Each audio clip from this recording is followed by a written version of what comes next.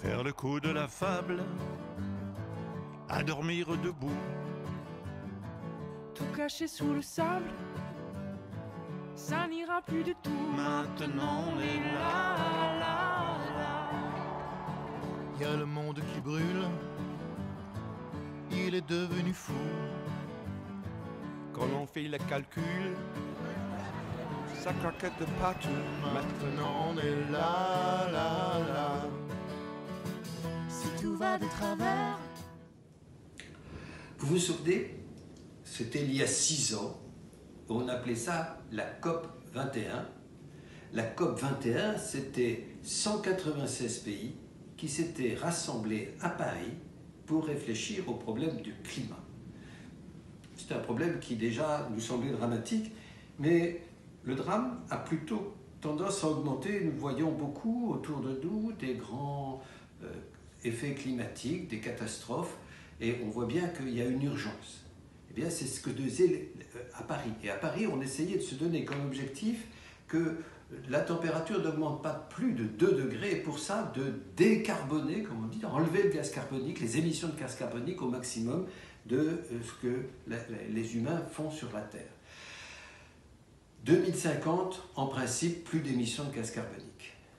Pour y arriver, eh bien, à Paris, on avait décidé un certain nombre de choses, mais chaque pays décidait pour lui-même et on devait 5 ans plus tard rendre compte de ce qu'on avait fait et des décisions qu'on avait prises.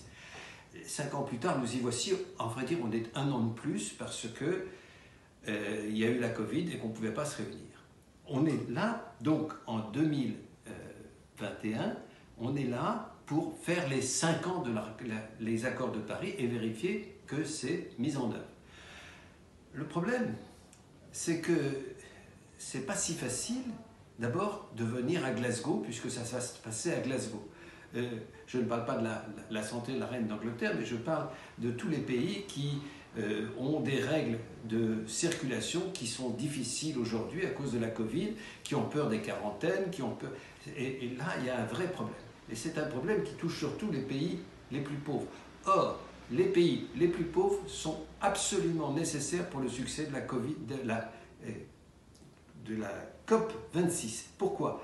Parce que c'est eux les victimes souvent du réchauffement climatique. Et il faut donc qu'ils soient partie prenante des décisions. Alors, ces décisions, eh bien, elles seront dans quel ordre ? D'abord, eh bien, il faut espérer qu'on va arriver à obtenir le résultat qu'on avait décidé à Paris, c'est-à-dire donner 100 milliards pour aider ce changement climatique. 100 milliards dans le monde. 100 milliards, pour le moment on est à 70, et puis c'est des vrais milliards, mais c'est souvent des emprunts. Les pays riches, ils sont d'accord et généreux à condition que ça leur rapporte. Et donc, il faudrait que ça soit plus grand. Ça, c'est la première chose. L'inclusion de tous les pays et la distribution d'argent pour ceux qui sont en difficulté pour suivre le mouvement. 2, il est très important de faire en sorte que des décisions soient prises. Je vous ai dit, à Paris, eh bien, c'était chacun s'engageait là où il voulait. Et puis il y a des pays qui ne sont pas tellement engagés, et en particulier on attend de la Chine, on attend des États-Unis, mais la Chine c'est 25% des émissions de gaz carbonique, 25%, et dont on prévoit aujourd'hui que le pic sera dans 6, 7, 10 ans, 30, 31. Alors on voudrait que la Chine s'engage davantage. Mais évidemment, c'est un pays qui veut se développer, c'est compliqué. Les États-Unis aussi ont un gros effort après à faire pour rattraper le retard qu'avait pris M. Trump. Tout le monde doit y s'y mettre. Et il faut qu'on passe à plus concret encore. Troisième chose, il va falloir qu'on étudie techniquement comment on peut faire pour aider les pays qui vont directement souffrir du réchauffement climatique. Je pense par exemple à certaines îles qui risquent d'être sous l'eau, et donc à ne plus être des îles, et donc à disparaître. Et donc là, il y a des problèmes techniques qui sont compliqués. Il y a donc plus de 40 000 personnes qui se réunissent, et nous disons, c'est loin, qu'est-ce qu'on y peut ? On va peut-être gaspiller un peu moins d'eau, on va... Non.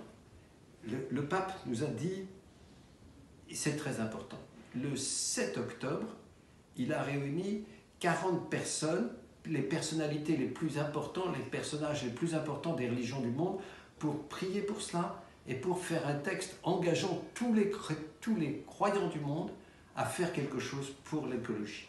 Et puis, il a demandé que le 31 octobre soit un jour de prière pour le succès de la COP. Et le 6 novembre, il a demandé que les chrétiens jeûnent pour ce succès-là. C'est-à-dire qu'il veut que cette affaire-là, bien sûr que c'est une affaire politique, bien sûr que c'est une affaire scientifique, mais c'est aussi une affaire personnelle. Nous devons, c'est au cœur de l'Évangile, être en paix. En paix, ça veut dire en paix avec soi-même, en paix avec Dieu, en paix avec les autres, mais aussi en paix avec la nature qui nous entoure. Et peut-être que dans la modernité, dans le monde moderne, etc., c'est le point que nous avons le plus oublié. Alors, moi je n'ai pas de recette, mais probablement que ce que le pape nous demande, c'est que chacun réfléchisse en disant « Qu'est-ce que je peux faire pour vivre cette harmonie et pour répandre cette harmonie autour de nous ?» La COP26, c'est encore une occasion de se convertir. Ça ne nous fait plus rire. Arrêtez de freiner. On veut notre avenir. C'est pas plus compliqué maintenant. Et là, là, là.